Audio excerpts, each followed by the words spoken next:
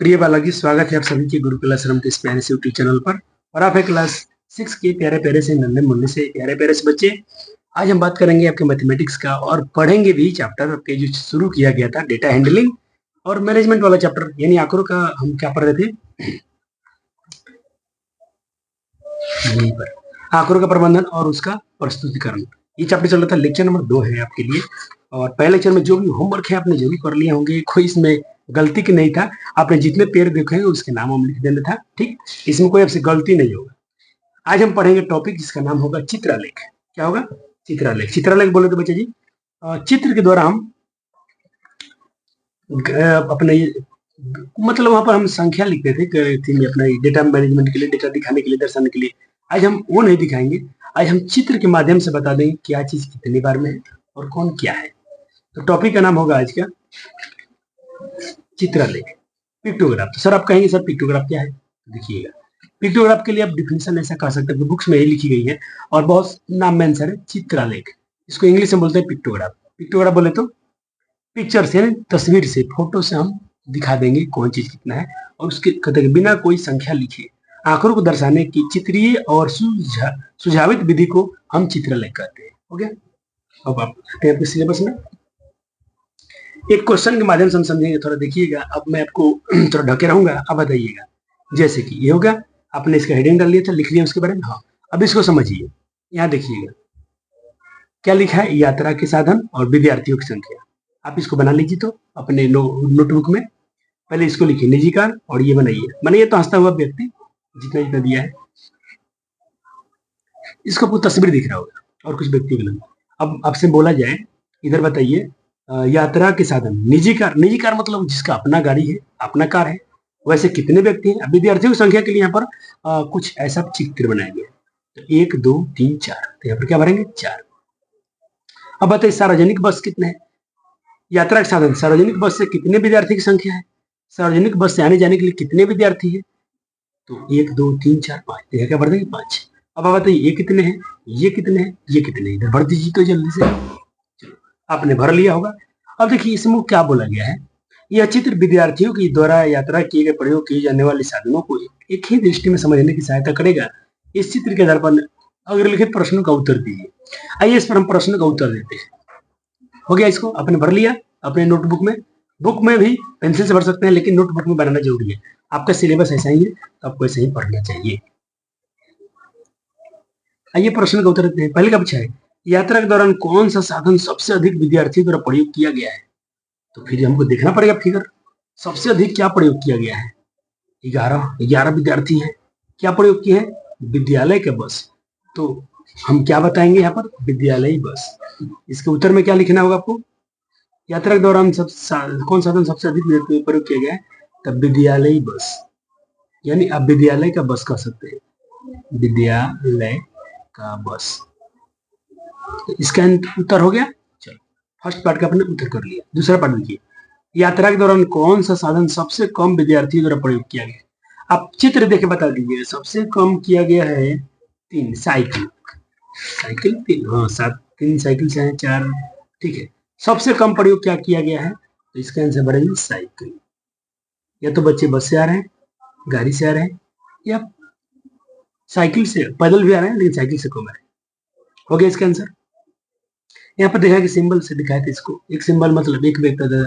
अच्छा मान लीजिए हम एक सिंबल के लिए दो इकाई ले सकते हैं, हमने लिया था। ये सब नहीं लिखना है, सिर्फ इन दोनों के आंसर पर लिख दिया। चलो आइए एक उदाहरण समझते हैं। उदाहरण देखिएगा। उदाहरण है कि नंद किशोर ने बेरियो में अपने मिडिल स्कूल के बच्चों से वे कितनी बार रात्रि में न्यूनतम घंटे सोते हैं प्रश्न उत्तर इकट्ठा किया और उसको चित्रालेख तैयार किया। उसको सदैव सोने वाले बच्चे कितने हैं? 1 2 3 4 5। और बोला है एक त्रिभुज जो दिखेगा वो 10 बच्चे के बराबर है।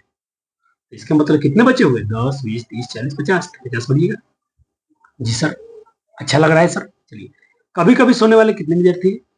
तो 10 20। यहाँ तो पूरा त्रिभुज नहीं, आधा है। तो 10 मतलब एक मतलब पूरा, आधा मतलब 5 होगा। इसका मतलब 10 20 25 होगा। क्या बात है सर। कभी नहीं सोने वाले 1 2 3 4, 4 10 40 40। अब इनका प्रश्न का उत्तर दीजिए। पहला प्रश्न, उन बच्चों की संख्या ज्ञात क्या है जो सदैव रात्रि में 9 घंटे से कम सोते हैं। सदैव सदैव मतलब देखिए, सदैव मतलब कितने, 50, तो 50 भर दिए। कितने विद्यार्थी कभी कभी रहते हैं, कभी कभी कितने, तो 25, तो 25 भर दिए। कितने, कभी नहीं, कभी नहीं मतलब 1 2 3 4, 40, 40 बच्चे। हो गया उत्तर। अब इनका हल भी आप पढ़ सकते हैं, ये लिखना नहीं है, सिर्फ पढ़ लीजिएगा। उत्तर तो हम यहीं पर दे चुके हैं। अब देखिए, अब आते हैं सवाल नंबर ये वाला। इसका देखिए, इसको पहले आप अच्छे से पहले समझिए, तो हम चित्र बनाएंगे। पहले सवाल नोट कीजिए। सवाल क्या है? एक दिन लखनपाल ने इन आंकड़ों को संग्रहित किया कि प्रत्येक कक्षा में कितने विद्यार्थी अनुपस्थित थे। तो उसने देखा कक्षा 1 में 3 विद्यार्थी एब्सेंट थे, कक्षा 2 में 5 विद्यार्थी, कक्षा 3 में 4, कक्षा 5 में 2 बच्चे, कक्षा 4 में 2 बच्चे, कक्षा 5 में 0 एक बच्चा, यानी सारे बच्चे आए थे। कक्षा 6 में एक बच्चा भी एब्सेंट था, और कक्षा 7 में 5, और कक्षा 8 में 7 बच्चे एब्सेंट थे। हो गया। अब इसको ना चित्रालेख बनाना है। कैसे बना सकते हैं? बिल्कुल बना सकते हैं। तो हमको क्या दिखाना है? 3 4 5 दिखाना है। आइए हम कोई सिंबल ले लेते हैं। तो आपके बुक में इसका आंसर दिया है, देखो, आपको इसको बनाने के लिए सहायता दिया है। आप इन आंकड़ों को प्रस्तुत करने के लिए चित्र में ऐसा बना सकते हैं, ऐसा ऐसा ऐसा बना दीजिएगा, ऐसा ऐसा बना दीजिएगा। हो गया, हो गया। यानी जितने विद्यार्थी को दिखाना होगा, तो उसके लिए आप ऐसा दिखा सकते हैं। एक विद्यार्थी के लिए ऐसा। आइए हम इसका बनाते हैं पिक्टोग्राफ, यानी चित्रालेख। देखिए, तो उसका उत्तर ही हो जाएगा। एक मतलब एक विद्यार्थी। चलो, 1 2 3, ये इधर क्या है? कक्षाओं की संख्या। इधर हम क्या दिखा दिए? अनुपस्थित विद्यार्थियों की संख्या। तो कक्षाओं में कितने थे? 3। कक्षा 1 में कितने विद्यार्थी एब्सेंट थे? 3 3 3, 3 बार बना दो। 2 में कितने बच्चे एब्सेंट थे? 5, तो 5 बार बना दो। कक्षा, देखिए, इनके सामने हो गया, इसके सामने हो गया, इसमें तो एक भी ऑप्शन नहीं था, तो हम कुछ भी नहीं बनाएंगे। बन गया, बन गया पिक्टोग्राफ, पिक्टोग्राफ चित्रालेख बन गया। कितना अच्छा लगा? चलिए, आइए अगला प्रश्न देखते हैं। मानता हूं एग्जाम्पल है, कोई बात नहीं, बुक में क्वेश्चन कम है तो भाई एग्जाम्पल तो करना पड़ेगा। प्रश्न देखिए, इसी प्रकार उसके मित्र जरीना ने भी संगीता ने उन विद्यार्थियों के आंकड़े संग्रहित किए जो प्रत्येक कक्षा में उपस्थित थे। अब ये उपस्थित वाले बच्चे हैं। कक्षा 1 में 30 विद्यार्थी, 2 में 35, 3 में 20 विद्यार्थी आए थे, 4 में 25 छात्र आए थे, 5 क्लास में 30 बच्चे आए थे, और 6 में 25, 7 क्लास में 30, और 8 क्लास में 20 बच्चे पढ़ने आए थे। अब इसको प्रस्तुत करना है। अब बोलता है चित्र इसी का प्रयोग करना है। अब आप बताइए बच्चे जी, इतना बार बना ही पाएगा? 30 बनाएंगे इससे? ऐसा 30 चित्र बनाएंगे तो कितना बड़ा हो जाएगा? बहुत बड़ा हो जाएगा। तो हम ये भी तो कर सकते हैं, जैसे पिछले इसके पहले वाला हम देखा था एग्जाम्पल में, एक त्रिभुज 10 के बराबर था। तो यहाँ हम भी तो ये भी कर सकते हैं ना, ये वाला जो होगा, एक को हम 5 5 के ले सकते हैं। तो ये प्रश्न हो गया, यहाँ से यहाँ तक प्रश्न है। हो गया। आइए उसका उत्तर देखने के लिए हम क्या लिखते हैं। इसका उत्तर में हम ये कह देंगे आराम से, छोटा सा आंसर। हम थोड़ा दिमाग लगाएंगे कि चित्र हमें कम बनाना पड़े, तो हम ये लिख लेता हूँ, एक चित्र जो होगा 5 विद्यार्थी के बराबर होगा। एक चित्र बोले तो 5 विद्यार्थी के बराबर।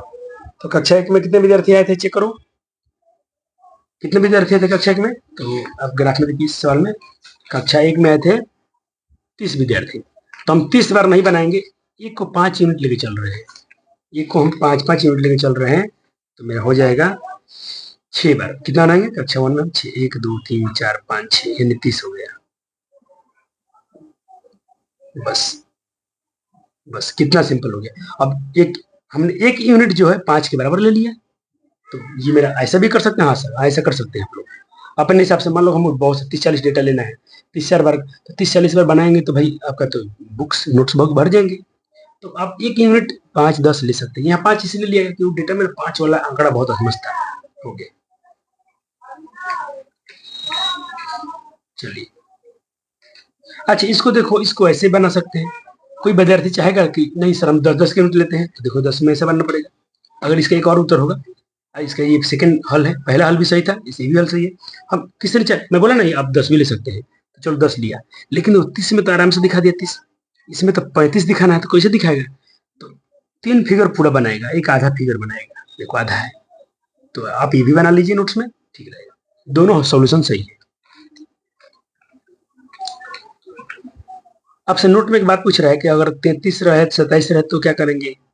तो भाई ये डेटा लेना मुश्किल हो जाएगा, तो हम ऐसे 10 10 का आंकड़ा नहीं लेंगे, तो हमको वही एक दो लेना पड़ेगा, क्या लेना पड़ेगा, एक दो लेना पड़ेगा, इसीलिए हम 10 ले सकते हैं, तो 5 तो अच्छा रहेगा, उसका हाफ करने में अच्छा रहेगा। चलो हो गया, समझ गए। आपके बुक में ये कुछ पॉइंट्स लिखिएगा, इनको पढ़ लीजिएगा अच्छे से, ये सारे बिंदु याद रखने को कि चित्रलेख आंकड़ों को दर्शाने का सुंदर चित्रीय सुझावित विधि है। ये आंकड़ों को वस्तुओं के चित्रों द्वारा दर्शाते हैं। चित्रलेख प्रश्नों को उत्तर देने में आंकड़ों के विषय तुरंत निष्कर्ष निकालने में सहायता करते हैं, जिसे आपने देखा भी था। चलिए आइए पता लगाइए पहला क्वेश्चन। पहला क्वेश्चन बच्चे देखेंगे स्क्रीन पर, ये रहा। आपसे बोला गया है, दिन दिया है कुछ, ये पहले सवाल लिख लीजिए। सवाल नोट हो गया, चलिए थोड़ा ऊपर कर लेता हूँ, ये रहा। अब देखिए, सोमवार, मंगलवार, बुधवार, बृहस्पतिवार, शुक्रवार, शनिवार, पुस्तकों की संख्या दी है। पुस्तक एक जो है एक के बराबर है, इसमें यूनिट में क्या है, पुस्तक एक जो है एक के बराबर है, तो 1 2 3 4 5। सोमवार को कितने पुस्तक कर्ज लेके पढ़ा गया है, 1 2 3 4 5, 5 बढ़िएगा। इसमें कितना बढ़िएगा, 4, इसमें 2, बुधवार को 2, बृहस्पतिवार को एक भी पुस्तक नहीं लिया गया, 0। भर दिया आपने, भर लिया जी सर। अब इसका ना बोला गया है, इस पर कुछ सवाल पूछेंगे हमसे ये लोग, आइए इनके जवाब देते हैं। आइए जवाब दिया जाए। सर आंसर भरा हुआ है, लेकिन आप लोग प्रश्न के सामने नहीं, प्रश्न के नीचे आंसर लिखिए। पहला क्वेश्चन क्या है, ए नंबर का आंसर क्या होगा, किस दिन सबसे कम पुस्तक लिया गया है, थर्सडे के दिन 0 पुस्तक। कितने पुस्तक, 0। तो अपने नोटबुक में उसके आंसर नीचे लिख लेना। सप्ताह के दौरान कुल कितनी पुस्तकें ऋण पर ली गई, कुल कितना लिया गया, सब दिन का जोड़ के देखो तो 24 बुक्स लिए गए होंगे। सी सवाल है कि सबसे अधिक पुस्तक के ऋण पर ली गई, उसका किस दिन लिया गया है और इसका संभावना क्या हो सकता है। तो आप देखेंगे शनिवार का सबसे अधिक लिया गया है, तो उसका रीजन पूछा है कि शनिवार के ही बच्चे काहे ज्यादा पुस्तक लिए थे। तो सी वाले के पार्ट में आप आंसर में ये लिख सकते हैं, सबसे अधिक शनिवार का बुक ऋण लिया गया है। क्यों लिया गया है, क्योंकि भाई वीकेंड आता है ना, सबको पता है कि संडे को क्लास छुट्टी होगा, तो अच्छे बच्चे क्या करते हैं, शनिवार का बुक ले लिए होंगे और संडे खूब पढ़े होंगे, फिर उनको मंडे को लौटा दिए होंगे। इसके लिए वीकेंड होता है, छुट्टी होती है, कोई क्लास का होमवर्क नहीं होता है ज्यादा, उतना बच्चे को प्रेशर नहीं होता है। चलिए, तो हमने क्या किया, इनके इतने प्रश्नों का उत्तर दे दिया। अब क्या है, आइए 2 नंबर सवाल। कहता मगन भाई जामनगर में पतंग बेचते हैं और एक गांव है जिसमें 6 दुकानदार इनसे पतंगे खरीदने आते हैं। इन 6 दुकानदारों को के द्वारा बेची गई पतंगों की संख्या नीचे दी गई। चमन दुकानदार है जो इतना पुस्तक बेचे हैं, रानी इतने पतंग बेची है, 60 पतंग बेचे गए, रुखसाना द्वारा इतने पतंग बेचे गए। पूरा सवाल आपको लिखना पड़ेगा, सवाल लंबे लंबे हैं, कोई बात नहीं है। हो गया, सवाल नोट हो गया जी। अब सवाल का आंसर क्या पूछ रहे हैं आपसे, कह रहे कि आप इसको चित्रलेख बनाने के लिए पतंग का चित्र बनाना है और एक पतंग 100 के बराबर होगा। अच्छी बात है, चलो बना देते हैं। पहले पहले इसका चित्र बनाइए, पहले आइए बनाते हैं, आइए ये बनाते हैं। क्या दिक्कत है बच्चे मेरे, तो हम कलाकार हैं भाई। देखिए कितने अच्छे चित्र बना देंगे पतंग का। ये रहा मेरा पहला पतंग। चमन ने 250 बेचा है, तो भाई 100 200, ये आधा पतंग बना देंगे, 250 हो गया। रानी 300, रुखसाना 100, जसमीत 450, 1 2 3 4 पूरा पूरा एक आधा बनाएंगे। आया बच्चों को समझे, बन गया पिक्चर आपका। तो आइए इनके प्रश्नों का उत्तर दिया जाए। चित्र बन गया, इसमें 7 बनाना था, 1 2 3 4 5 6 7। पूनम मैन ने सबसे अधिक पतंग बेची है। आइए सवाल का जवाब देते हैं। पहला सवाल नोट कीजिए इसका, रानी द्वारा खरीदी गई पतंगों को कितने प्रतीक से दर्शाएंगे आप। तो इसका उत्तर लिखिए, इसके उत्तर में लिखना होगा आपको 3। क्या लिखिएगा, 3। तो पहला का आंसर हो गया 3 प्रतीक, इन 3 सिंबल से दर्शाएंगे, 3 पतंग बना देंगे।